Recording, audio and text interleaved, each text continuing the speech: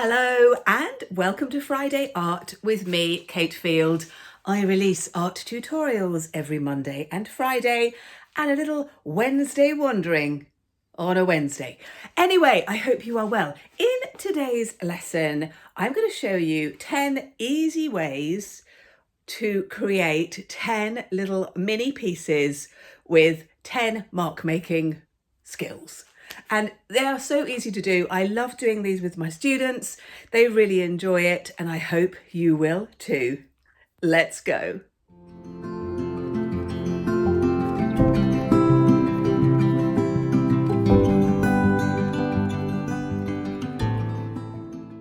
Well, I do hope you are well. We are going to be using all sorts of bits and pieces, things that we have lying around. And I really want you to just enjoy the process and play with this.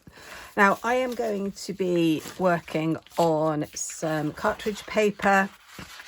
This is quite a smooth finish, but to be honest, you use whatever you want, whatever you have. A bit of old wallpaper is fine as well.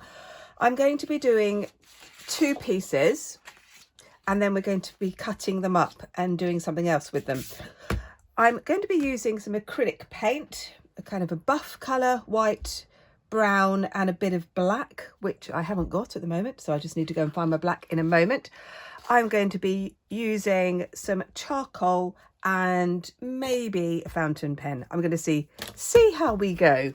Now, the idea is we work quickly and we enjoy the whole thing. And we're going to get mucky. There's no getting away from the fact that we're going to get mucky, and we're going to start off by being mucky by using our fingertips. If you are not happy with the paint touching your fingers, you could put gloves on if you want to. It's entirely up to you. I know when I do this with my students, especially my older students, they some of them kind of dive straight in. Others are a little bit more cautious, but often when they see everybody else having so much fun, they kind of dive in. So this is what we're doing. We're just going to use our fingers. You could use your non-dominant hand as well and get seriously mucky. You could be doing some fingerprints. Look at that. Just, can you see just the different sorts of marks? It's just so different than if you were just using a pencil or a brush or a paint. Anyway, the next one is going to be a bit of cardboard with elastic band. I'm going to get a soft brush because what I want to do is to put some paint over the top of this.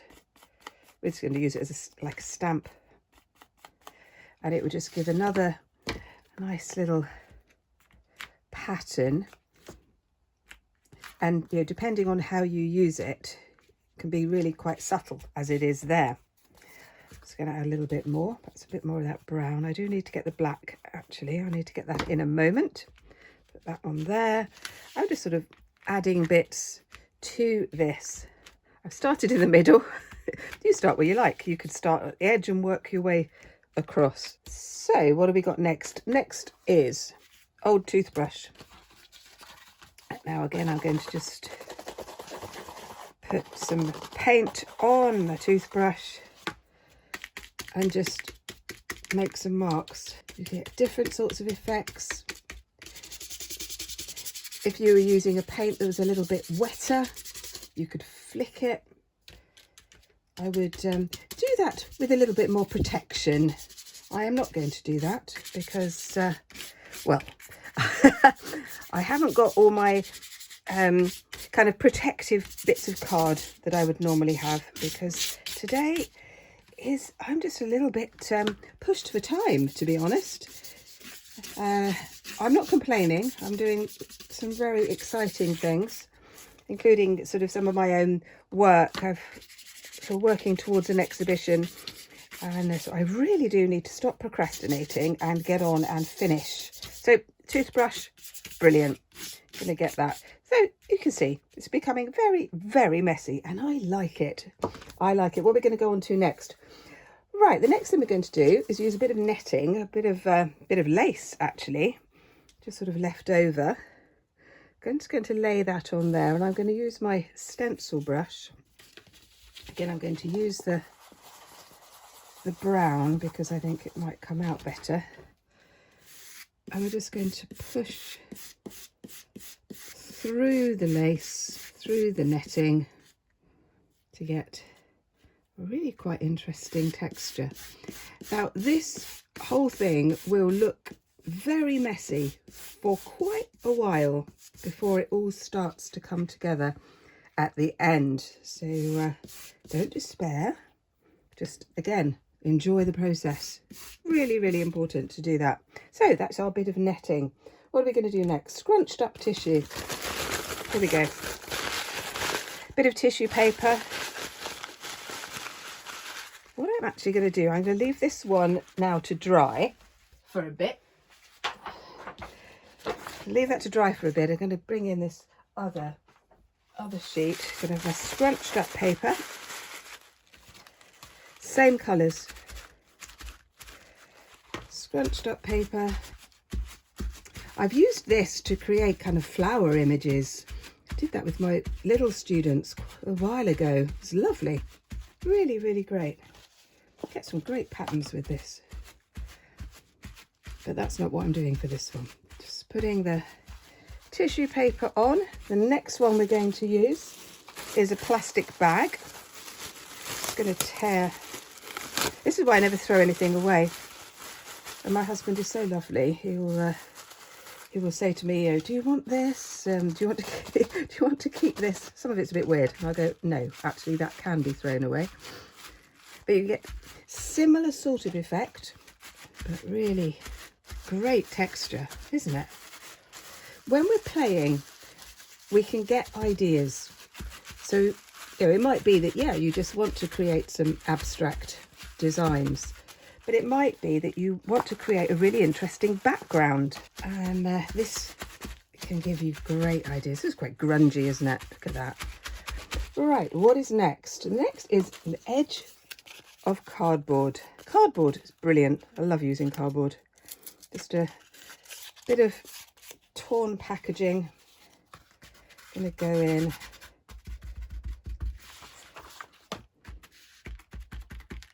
Like this. I'm just going to get my black. There we go. There we are.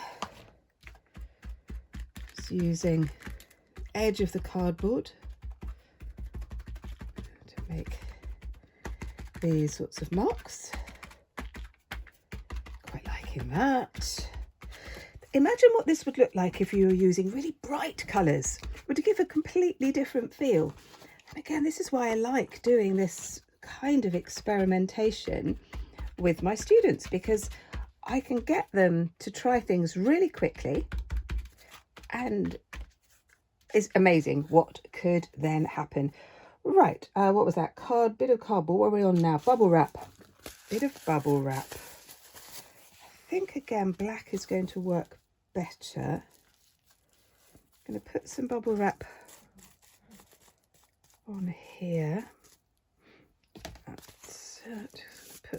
I'm going to put the paint on, and then, yeah, that was a bit too much. Let's do that. I'm just going to grab another bit. It's actually running out of bubble wrap. Can you believe that? Oh dear.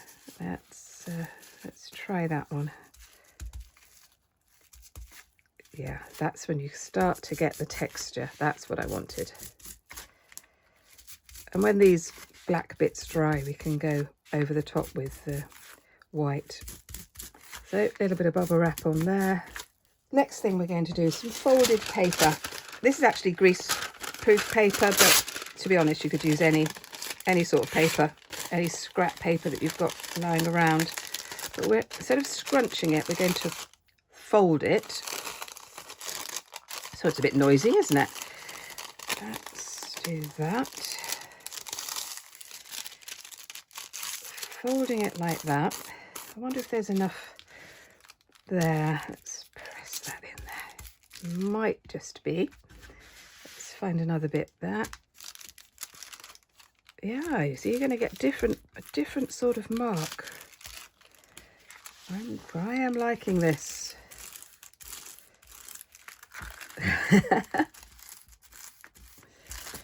Oh, that's fun. That is fun. Thank you so much for all your lovely comments. I know I've got some new subscribers over the last week or so, which is really nice. So huge welcome to you. And if you haven't joined the Facebook group, there's two Facebook groups. You're very, very welcome. They're free to join. Please answer the questions. I have to make sure that you're a real person and not one of those bot things, which is a bit sad, isn't it? But hey, such is the modern living. Right, here we go. Let's put that. Oh yeah, quite like that. Yeah, very, very grungy. I'm going to the edges because I'm going to be cutting this up. So that was my folded paper. So the last thing we're going to do is some scraped paint. I'm going to just put some white directly on to the paper. Got a bit of cardboard. And I'm going to scrape. It's going to give another feel to it. Scraping it across. I scrape over that black bit. Look at that, bringing it all together actually. Let's do that. Right, what I'm going to do now is leave both these sheets to dry. They won't take long because I haven't used a lot of water. I'm going to come back and finish them off. So while I'm leaving those to dry, I've just been thinking about how I want to present these pieces, and I thought I'm going to put them into a junk journal because I absolutely love making junk journals. I do a lot of them, and when I say a junk journal, I really do mean junk. So this is an old computer programming book from the 1990s that my husband has. He was just going to throw it away. No second-hand shop is going to be interested in it, but the paper is actually really nice. And we're just going to need some masking tape. So you're going to use some masking tape and some glue. Well, whatever works. Anyway, start off with the first page. Just going to fold that bit down there. And then this next page, these pages are all the same size because they've all come from the same book. And actually, I'll just use the glue for the moment. I do like the texture of masking tape. So that, that can be really good. So I'm just going to put a bit of glue on this edge here. Pop that one on, match that one up. And then we're going to fold this end so that it corresponds to that edge. There we go. So we have another folded edge. We get our next piece and we put it there. So I'm just going to do that. And you can just keep adding to this. So what you will end up with, as I'll show you in a moment, is a concertina book that you can make as big as you like. Have as many pages in it as you want. And I really like creating books like this because you can use both sides, and it's a bit kind of like never ending actually, which is quite appealing to me. But you could have just 10 pages or something like that. So it all open up like that, and then each page then folds into itself. And how this works, let me just show you this one. My Words and Art, which has been made in exactly the same way, with sort of leftover bits and added stuff to it, just waiting for some more things to put. I used all sorts of paper to create this one. And you turn it over and then you start again. I have got a whole tutorial on how I made this one, and if you want to check that one out, I will put the link below and in the description. Anyway, let's carry on with this just for a little bit more. I'm going to do another, so put it on there. We could use a bit of masking tape, and that will give us some additional texture in the book. because this is a proper junk journal. You don't need to buy fancy stuff. A lot of the time we can just use what we already have, which is a good thing, because me and art shops, well, they're dangerous places, aren't they? Let's do that. Thank you for all your weather updates. For those of you who are new, I do like a weather update. And since doing this channel, I've become very knowledgeable about the weather patterns of the world. Here today in southwest England, in Dorset, where I live, it is beautiful. It's quite chilly, but it's beautiful. Sun is shining. It's lovely. So I'm just folding that bit over there. And then, you know, when you get to the end, you can then put a bit of cardboard, like I did with this one. Just stuck that bit onto a bit of card, front and the back. So these are all lovely and dry now, and I'm really liking the textures on it. So what I'm going to do now is going to fold this this one in half. I'm just going to tear it. You could use scissors or a knife, or a guillotine. And what I'm going to do is, I've got my little junk journal here. I've put a hard cover on it, just a bit of cardboard. And what I'm going to do is to put some of these into the book. I'm going to trim them up a little bit, but mainly I'm going to create 10. That's my plan. There might end up with a few more than that. Let's just take that edge off there, and that one. Just you could cut out all sorts of shapes if you wanted to.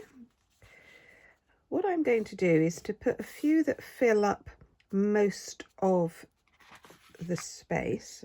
I'm not measuring it, I'm just using my eye.